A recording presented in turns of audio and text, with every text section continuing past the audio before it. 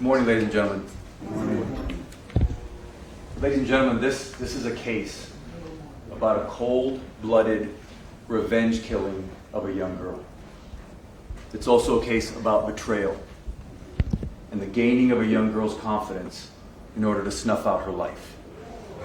On January 13th, 2019, this man, seated right here in this courtroom, Mr. Owen Shover, used an elaborate ruse and deception to get 16-year-old Aranda Briones out of her home and into his car. He let her drive the car. She was excited about that. And through that ruse and through that deception, he took her up to the Box Springs area of Moreno Valley after they drove around the streets of Moreno Valley for a little while, to go up there purportedly to be part of a drug deal. There was no drug deal. There was no one waiting for them in the Box Springs mountain area. It's isolated. And Mr. Shover took her up there for one reason. And we don't know exactly how, but when he got her up there, he took her life. However, whatever means he chose to take her life, we know that he spilled her blood, and a lot of it. And he put her lifeless body into his dad's car, his white Nissan Versa, into the back trunk area of that car. And he never returned to Moreno Valley. He left the Box Springs Canyon area with Aranda's lifeless body in the back, and he got on the 215 freeway and he drove north to Hesperia.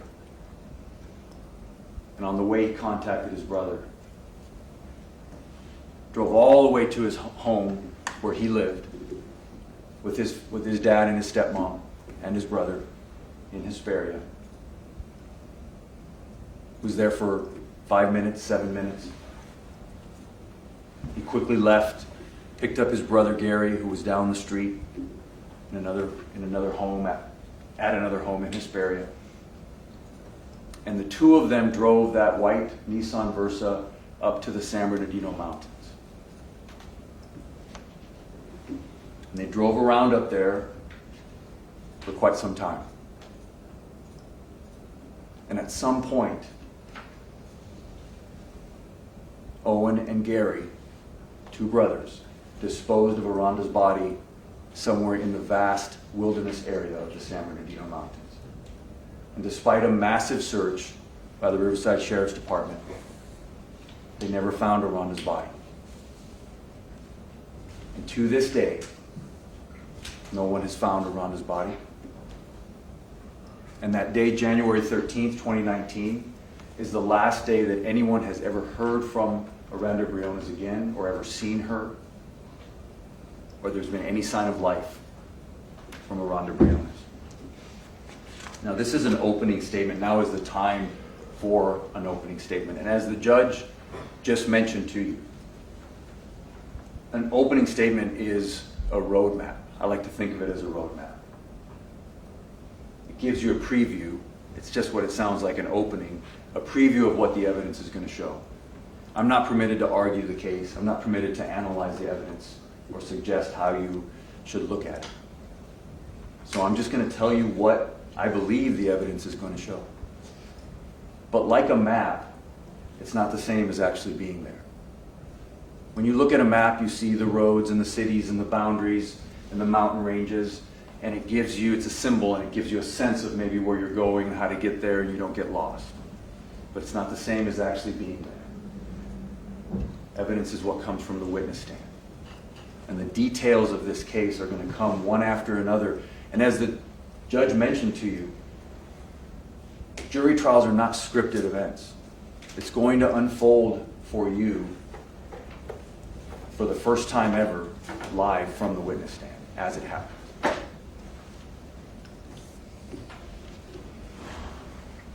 In January of 2019, Aranda Briones was 16 years old. She was living in Moreno Valley.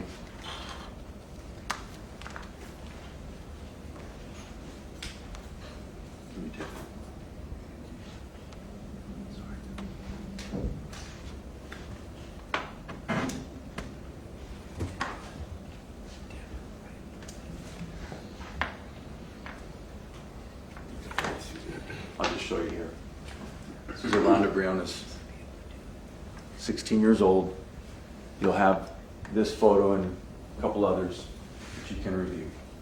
She was young, she was naive, she was living with her maternal grandfather, Carl, and her uncle, Matthew, and her brother, Daniel. See, Aranda had been adopted by her grandfather and grandmother when she was 3 years old. She was born in 2002. Neither of her parents, both of her parents, lived troubled lives and were not meaningful parts of her life growing up.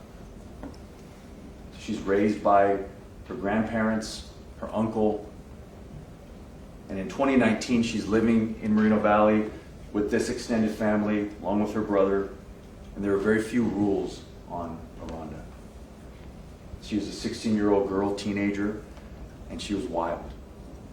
And she was sneaking out, running the streets and talking to boys and drinking alcohol and using drugs.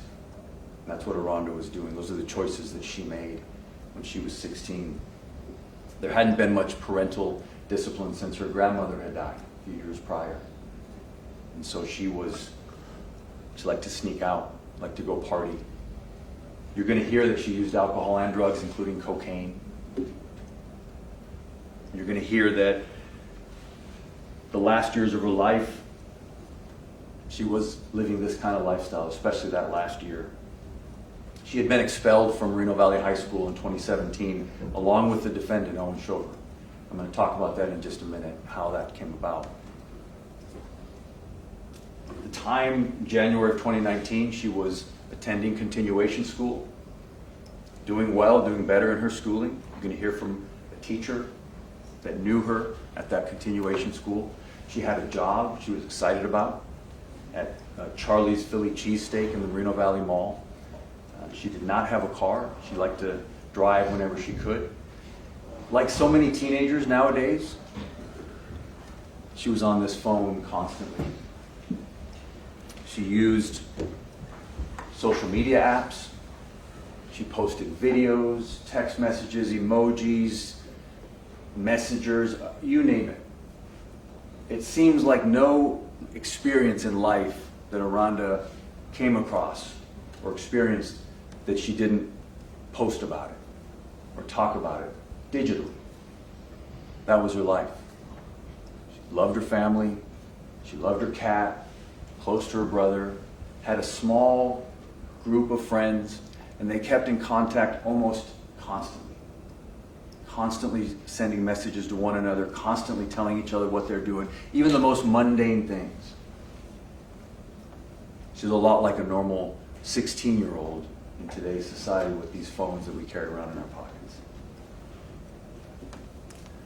Let me take you back now to the incident where Aranda was expelled from Moreno Valley High School. The incident occurred 14 months before January of 2019, 14 months before she disappeared. In November of 2017, in fact, it was November 7th, 2017. You see, Aranda Briones and Owen Shover were friends in high school.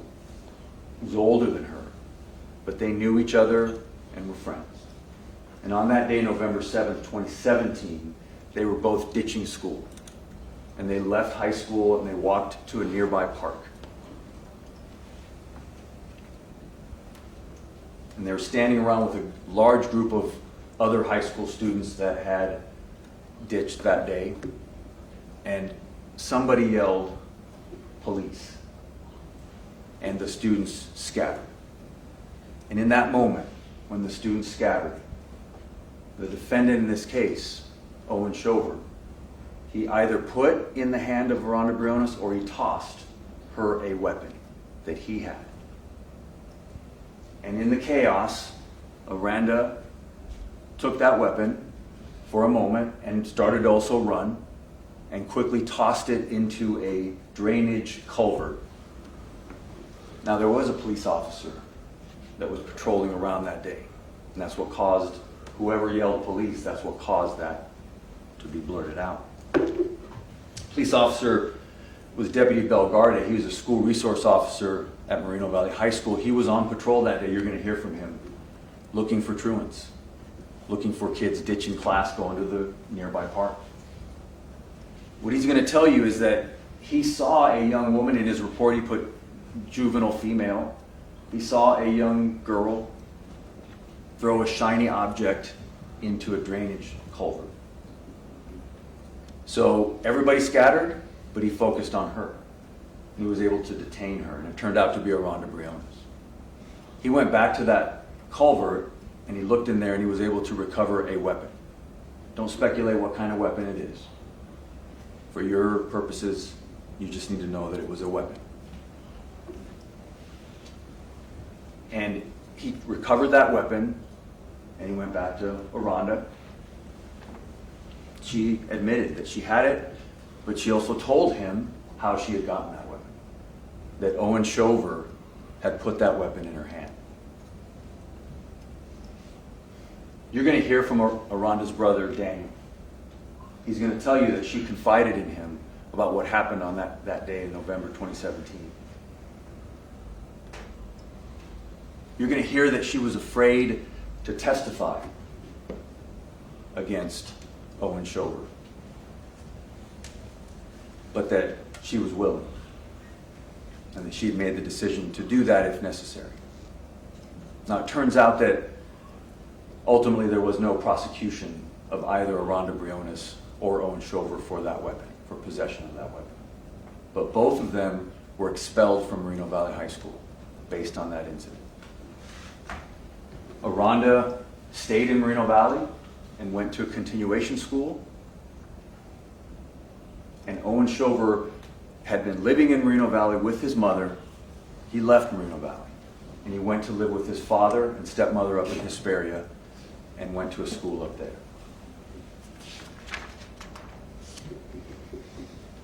A little over a year later, when Aranda and Owen would next get together, would be the day that she would disappear.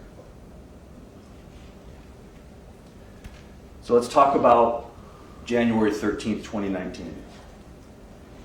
Aranda left home that day in the early afternoon, late afternoon. She left home. She walked from her home to a park called Bayside Park that's within walking distance of her home. And on the way there, or just prior to leaving, she called a friend and said she was going to meet somebody at this park, and she didn't want to wait alone. So she said, "Come and meet me."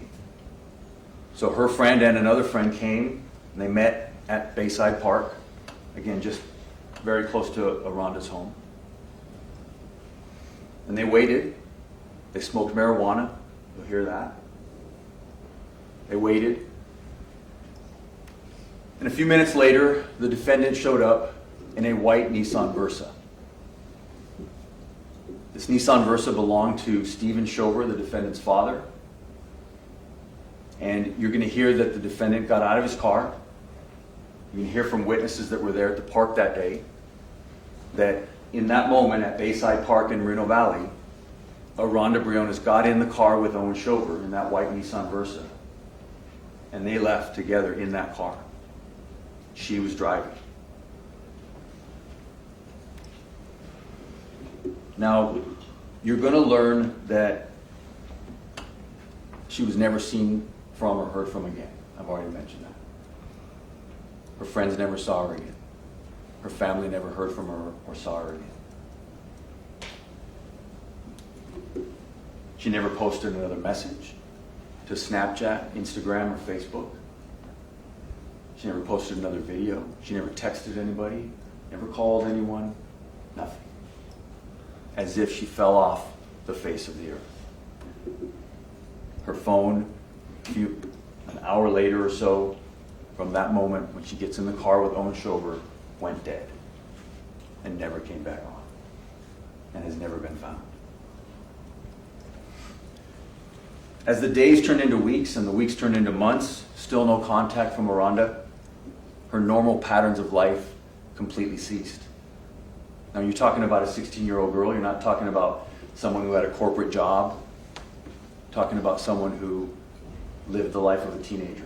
But she still had patterns of life.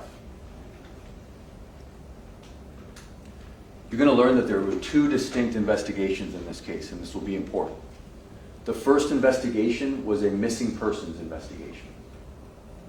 And that was done by the Moreno Valley Police Department or the Sheriff's Station of Moreno Valley. They're one and the same. And that investigation, that happened early on, took about 9 days. After about 9 days, the investigation was turned over to the Central Homicide Unit and investigator Jim Dickey. Jim Dickey is seated at council table today. Jim Dickey is the lead investigator on this case. He is an investigator with the Sheriff's Central Homicide Unit. And you're going to learn that these two investigations had very different purposes. The first investigation, the missing persons investigation, they're trying to find Aranda, trying to bring her home, making sure she wasn't a runaway, running down leads. The second investigation changed gears. The second investigation was designed to find out what happened to Aranda and who did it. So the purposes of these two investigations are different.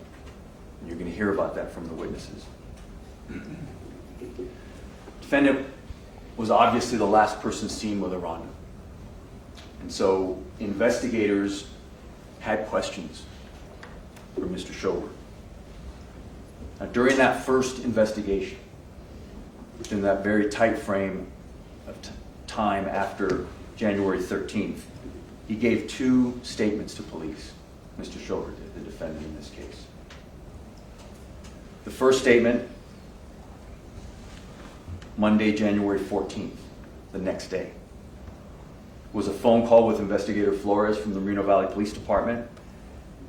And the second was at his home on January 16th, 2019, 3 days after she went missing. That second interview was recorded by Investigator Villavia by her body-worn camera, and you're going to see that entire interview as evidence in this case. And what Owen Shover said to the investigators was that, yes, he had gone and picked up Aranda Briones. Yes, she had driven his car. Yes, they drove around Moreno Valley.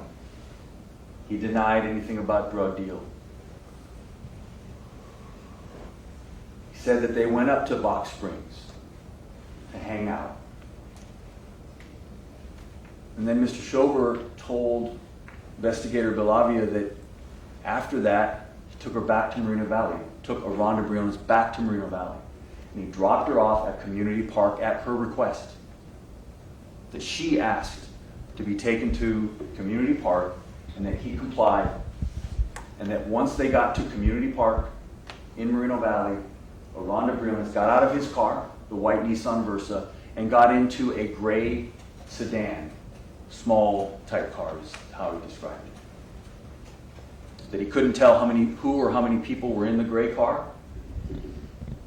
He didn't get a license plate, didn't pay attention to get a license plate. But that Aranda willingly got into that other car and that other car drove off. And that's all he knew.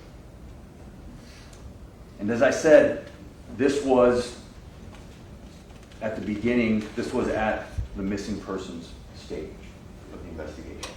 And so the investigators essentially took Owen Shover at his word.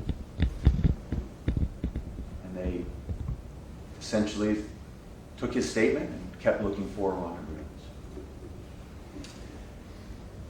Now you're going to hear from various witnesses in this trial. They're going to recount for you their memories, their observations, their impressions of what people said, what they saw. Just as we talked about earlier, you can hear direct evidence of what people saw. But much of the evidence in this case is digital evidence, and it comes from these. These things we carry around in our pockets and in our purses, they're wonders of communication. They really are. I'm old enough to remember life without them. But it's hard to imagine life without them now. We live on them. Everywhere we go, we put on maps. We're in contact, constant contact. Adults, teenagers, all of us. What you're going to learn is that everything that someone types into these phones, whether it's a text messages or through a social media app, is recorded somewhere. And unlike scraps of paper or letters that people would send years ago, the messages sent through this, they don't go away. They're not just thrown away. They can't be burned. They can't be deleted. I tell my kids they're tattooed on the ether. They're there forever. Maybe that's a slight exaggeration, but they're there they're certainly recorded on some server somewhere at some headquarters of a technology company. And most of us don't think about it. Most of us go through our lives not thinking about that every text message, that every Instagram message that we send is recorded by a company. But that's the truth. Until some detective comes along with the tools and the knowledge to gather those bits of information and that recorded. And that's much of the evidence that you're going to hear. That evidence gathered from those companies is going to tell you in his own words what Owen Shover was doing in the months and the days leading up to January 13th, why he was doing it, and what he had in his mind. So let's start. Let me tell you about what that evidence is going to show. Between November 27th, we're going to go back about 6 weeks before January 13th. So between November 27th, 2018 and January 4th, 2019, January 4th is 9 days before Aranda's disappearance. The defendant used Snapchat Messenger to reach out to 7 different individuals trying to buy a gun. He often used a slang term called a strap, but he reached out wanting to purchase a gun. And much of the conversation, text message conversation through Snapchat Messenger, was about if there was a gun available, if so, how much, that kind of thing. But there are 2 conversations that stand out that I'm going to read to you, at least partially. The first one occurred on January 1st, 2019, so 13 days prior to Aranda's disappearance. The defendant reached out with his screen name to someone with a screen name of DTOYOUNG. The defendant made it clear he was looking for a handgun. Here's what he said. Handgun, don't care about how many bodies are on it, just need some cheap, not planning on keeping it. 9 days later, on January 9th, 2019, 4 days before Aranda's disappearance, he again used his Snapchat Messenger to reach out to someone else looking for a gun. This time it was an individual named Hayden Torres. You're going to hear from Hayden. Hayden's going to tell you she was friend, ex-boyfriend of Owen Shover, ex-girlfriend of Owen Shover. This message was part of a longer conversation, and Owen said to Hayden, in addition to looking for a gun, he also commented, and excuse my language, but I'm going to read to you what was said. I can kill a motherfucker and not fucking care, but it's random shit that's getting to me. That was January 9th, 4 days before Aranda's disappearance. Let's move now to January 12th, 2019, the day before Aranda's disappearance. The defendant, Mr. Owen Shover, again with that trail, that digital trail of evidence that he left. And that's what he did. He didn't mean to. In fact, he meant to cover it, and you'll see evidence of that as well. But he either was reckless or didn't realize that everything he was posting and saying was recorded and would be later collected up by detectives. So on January 12th, Owen Shover does 3 things that are significant, the evidence is going to show. First thing he did, January 12th at 12:45 a.m., so just after midnight on the day before, or January 12th is the day before Aranda's disappearance.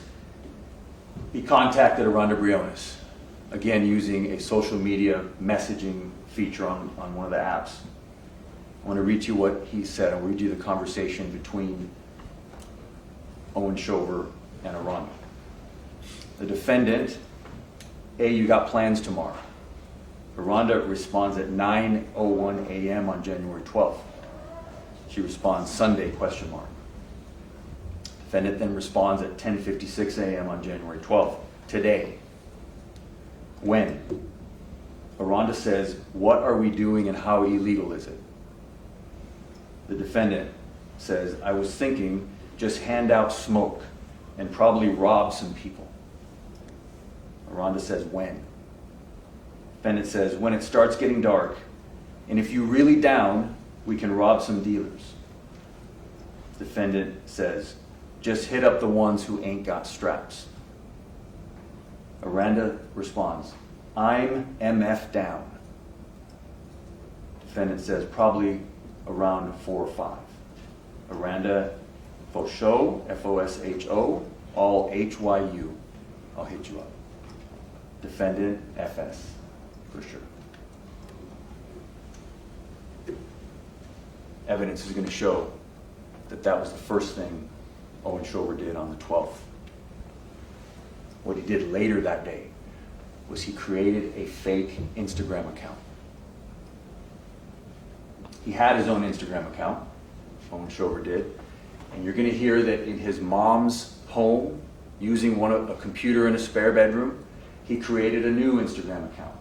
And this one had the name of Rodrigo attached to it. And with this Instagram account, there's only one message. There's only one conversation. The Rodrigo account and Owen's Instagram account. And that, Owen created a fake conversation for himself, between himself.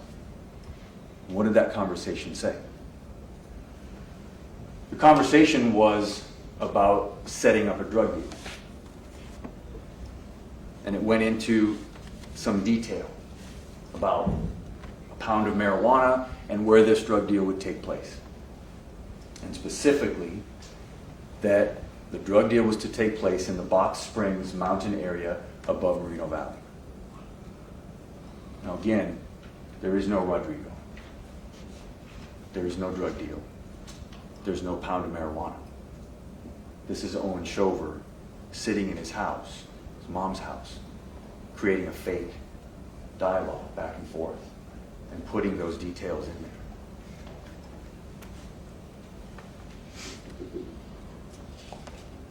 there. At 5:05 p.m. on the 12th, Owen Shover performed a web search on his phone, pulling up maps of the Box Springs area of Moreno Valley.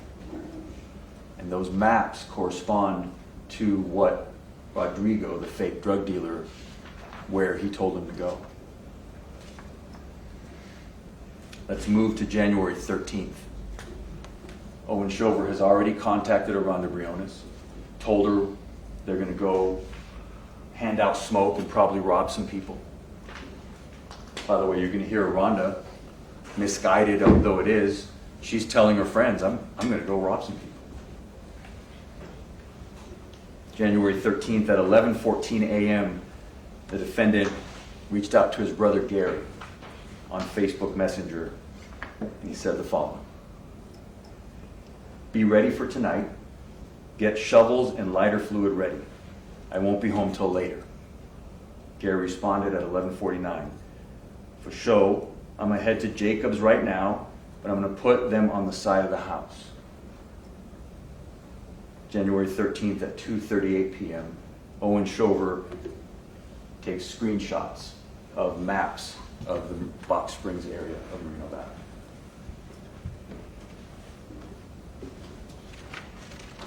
Again, those maps correspond to what the fake drug dealer Rodrigo said he wanted him to go to do this purported drug deal. The next thing that Owen Shover did was that he contacted Aranda to arrange their meeting at Bayside Park in Moreno Valley. And he left her He left his mother's home, and Aranda left her home, and they met there at that park. Now, at this point,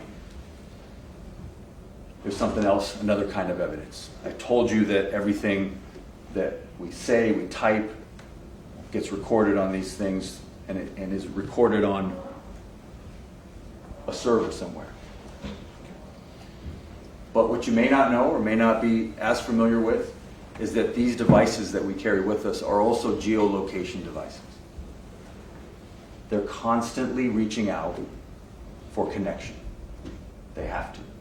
That's the way we can drive around and maintain a phone call. They automatically reach out to the closest tower, cell phone tower. And it's recorded when that happens. Each time it happens, it's recorded. And so if you carry one of these around, that information can be collected. And your exact position can be determined from the information that is recorded by the cell phone company. And again, we don't think about that. Most of us don't think about that. Until the detective comes along again with the know-how to pull that information. And so the exact location of Aranda Briones and Owen Shover is known to us.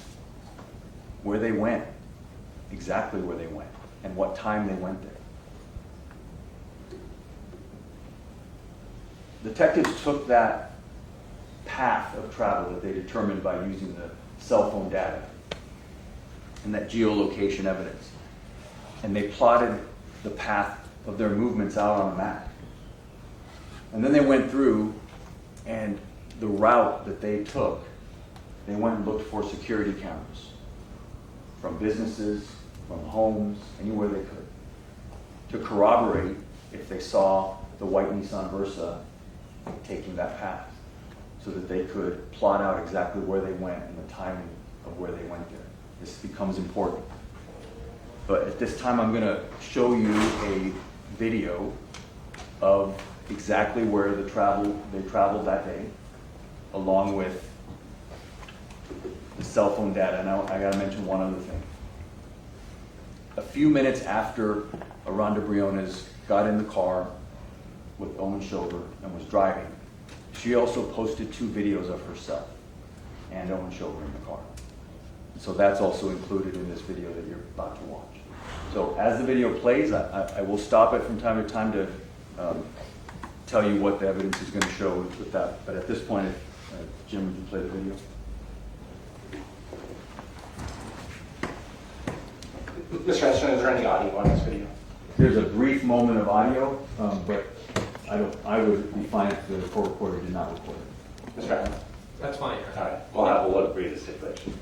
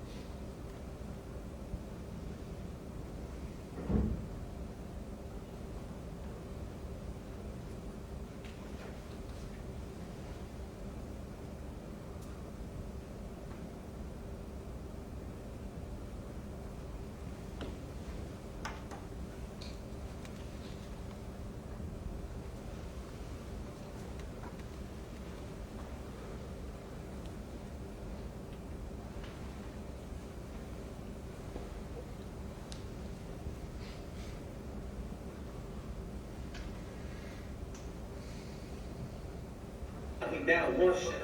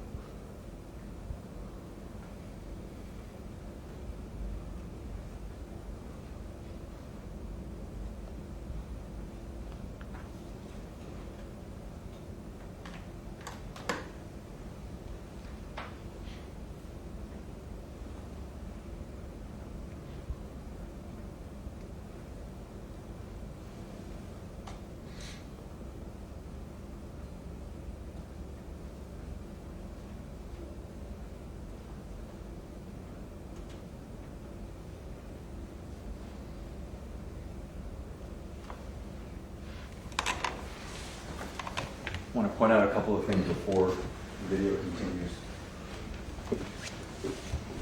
One is that Aranda's last message was to her friend Amanda Johnson, one of her close friends. You're going to hear from Amanda Johnson. That message, there was a mention of it, of the timing of it, at 5:10 p.m. Cell phone location data shows both defendant and Aranda stopped traveling and came to rest at a remote area of Box Springs. At 5:15 p.m., Aranda receives an incoming message indicating her phone is still on at that time. She's still in Box Springs mountain area. At 5:19, Aranda is active on Snapchat for the last time. She sent a Snapchat message to her friend Amanda Johnson with the username of Elaine19, stating, "I'm big whipping RN right now. The homie is letting me use his cars for deliveries, LOL." Johnson immediately replies saying, "Be safe, ho," with a smiling emoji. Aranda then responds, "I will." Her phone goes off dead shortly after that. The defendant stays, his car and his cell phone stay stationary in Box Springs from 5:10 p.m. to 5:43 p.m., 33 minutes. At 5:43 p.m., the defendant is on the move again. You can see here leaving the Box Springs area and getting on the 215 freeway. We're about to get on the 215 freeway. At that moment, the defendant used another fake social media account, this time under the name of Andrew Lopez, and he used this fake social media account to contact a friend of his brother, Gary, up in Hesperia.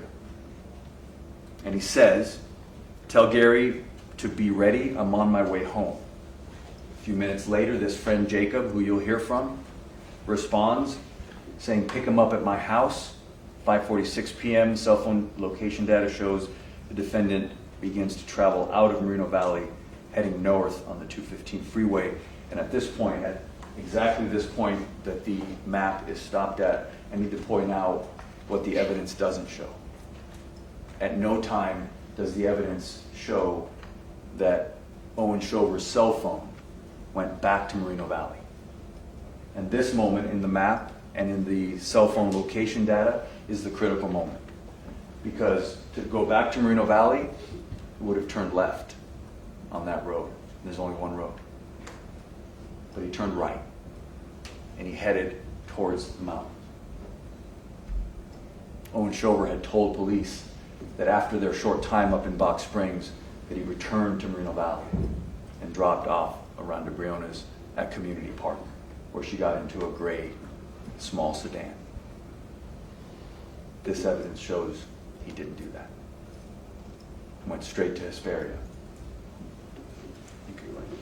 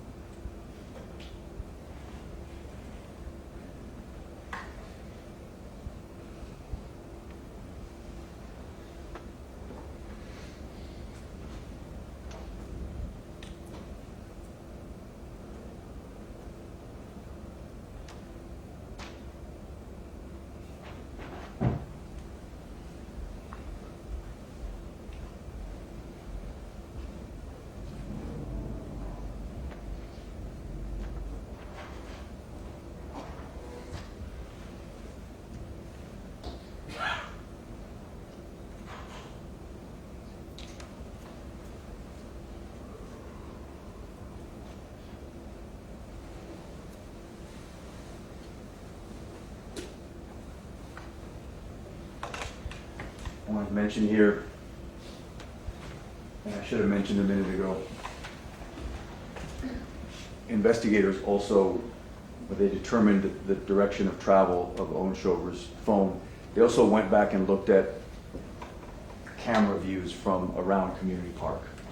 And you'll hear from the investigators that did that. They did not see this car at Community Park dropping off anyone. At this point, investigators were able to zoom in on the passenger seat. You previously saw video that Aranda Briones posted of herself and Owen Shover in the car. This appears that Owen Shover is the sole occupant of the car, at least in the front part of the car. In other words, you can see it doesn't look like anyone sitting in the passenger seat.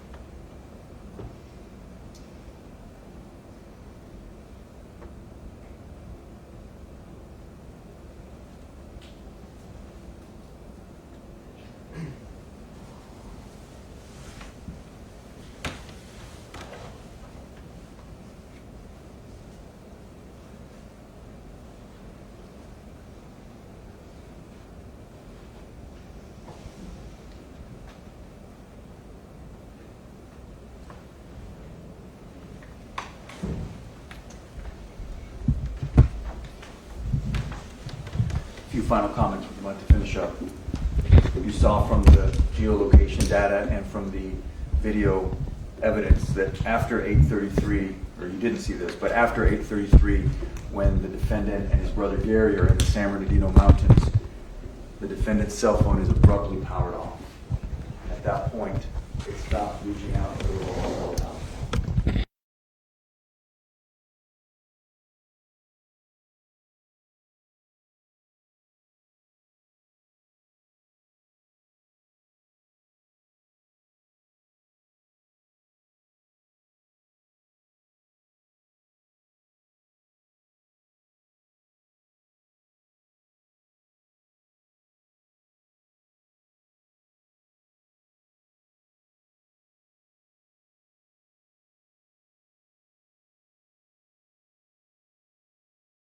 Talk to you about one more part of the investigation, the last part. That's the forensic evidence collection part. And that's a little different. The sheriff's team has, sheriff's department, sheriff's office has teams of forensic technicians and investigators as well. So there's several crime scenes that had to be processed in this case. One of them was, I don't know.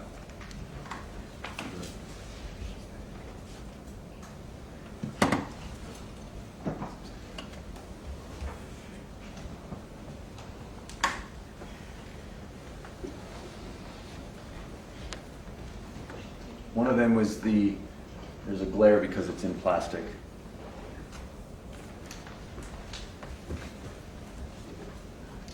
It's the white Nissan Versa. As I mentioned earlier, the Nissan Versa belonged to Stephen Shover, registered to Stephen Shover, the defendant's father, and it was the car that Mr. Shover drove to work on most days.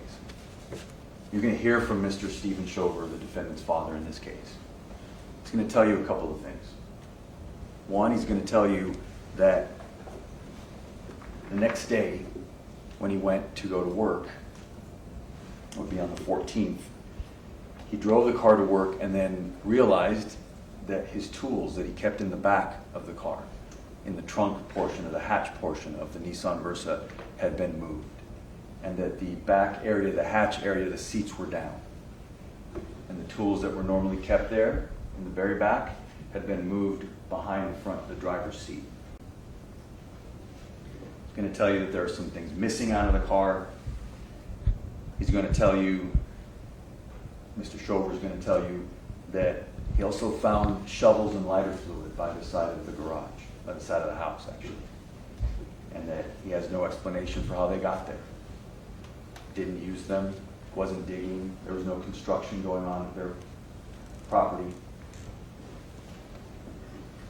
Mr. Shover is also going to tell you that on January 14th, he found his sons, both sons, washing their clothes, and that was unusual.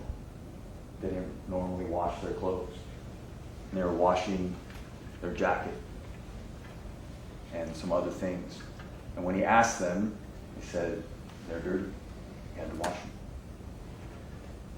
And so there was a search done of the home in Hesperia. And there's a lot of items of evidence, a lot of items that were looked at, but probably the most important were two pairs of shoes, two pairs of men's shoes. One was a Converse, and in that video you saw Gary Shover wearing Converse.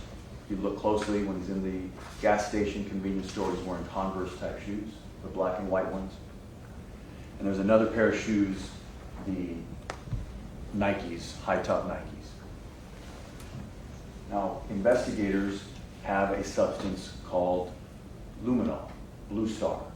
Now, what this substance does when it's applied to an area, it lights up when there's been the presence of blood. And you can wash it, and it's still going to light up. So the way it works is that these investigative technicians apply Blue Star and then use a black light and see if there's been blood on that surface. And what they found is that the two pairs of shoes, the Converse and the Nike, found at the Hesperia home of Owen Shover and Gary Shover on the soles of the shoes had blood, well, at least potential blood, luminol, was indicated on the entire sole of both shoes. There's another crime scene, and that's the white Nissan Versa. So the white Nissan Versa was examined a couple of times in this case. You're going to hear that it was first looked at all the way back during the missing persons investigation. When it was first looked at, they looked at the back area, and an evidence technician noted a couple of things. Noted that it looked like it had been recently cleaned. She based that on the idea that there were lines, like when you vacuum your home, there's lines, you could see some kind of line in the back of the truck, or the back of the Nissan Versa. You're also going to hear that that first examination of the Nissan Versa, which occurred on January 22nd, 2019, that the technician applied luminol, Blue Star luminol, to the back of that Nissan Versa, and that it indicated positive on the carpet area for blood. Also indicated on the latch area for blood. Now, the technician reported this to the detective, and the detective did not follow up. The detective released the car back to the shoulders. In the meantime, a few days later, one day later, homicide detectives took over the case, and they went back and got the car and examined it a second time, this time on February 1st, 2019. Investigators noted reddish-brown marks on the interior paneling of the back of the Nissan Versa, and this time they seized the car and took it apart. They took the back latch mechanism apart, and they applied the Blue Star luminol to the back latch mechanism and to the part of the trunk that's underneath the carpet. And what they found was a significant amount of blood indicated by the luminol. What they found is that blood had run, and you could see the dripping of the blood on the interior latch when you took it apart, so that blood had gotten inside the latching mechanism of the Nissan Versa. Detectives took swabs of that blood, or potential blood, the substance that the luminol showed as potential blood, and they sent it to a forensic lab, Sorensen, to do DNA testing. Now, obviously, they never found Aranda's body. And so they first wanted to make sure that this was human blood, and it was. And then they wanted to compare it and see if it was Aranda Briones' blood that had pooled in the back of that Nissan Versa. And what they did first is they pulled blood evidence, DNA evidence from Aranda's biological parents. And they compared it to the swab taken from the back of the Nissan Versa. And it came back positive. Then they went one step further, and they determined that the state of California actually collected blood samples from newborn babies in the early 2000s. And Aranda was one of those babies that had her blood taken at birth. And they were able to pull that sample of Aranda's blood and ask DNA scientists to examine and compare the blood that pooled in the back of that truck, of that Nissan Versa, and specifically in the back latching mechanism of the hatchback type car, to Aranda Briones' actual blood that was taken at her birth. And then again, it was a match, meaning that a significant amount of Aranda Briones' blood spilled in the back of that Nissan Versa. You're going to hear from Mark Fajardo. He's a pathologist, and he's going to tell you that in his opinion, the amount of blood indicated by the luminol, and we know it's blood because scientifically shown that it was blood, and not only blood, but it was Aranda Briones' blood, that amount of blood was enough that she would have died, that was a significant wound. The last thing, at the search of the residents in Hesperia, found a little note. Can't be sure who wrote it, but here's what it says. Bailout meet, train tunnel, Pacific Coast Trail to Canada. Well, turns out the train tunnel up in the high desert is a tunnel that connects to the Pacific Coast Trail. The Pacific Coast Trail is a hiking trail that runs from Mexico to Canada. And it turns out also that on Owen Shover's phone, when it was collected, was a search for directions to the Pacific Coast Trail. At the end of this case, ladies and gentlemen, I'm going to stand back up and talk to you about the evidence as it came out and give my suggestion of how you should look at it and analyze it. And at the end of it all, I'm going to ask you to do the job that you swore to do and hold Owen Shover accountable and find him guilty for the murder of Aranda Briones. Thank you. All right, thank you, Mr. Hestrin. Folks, we're going to take our morning recess at this point. It's 11 a.m. We're going to take a recess until 11:15.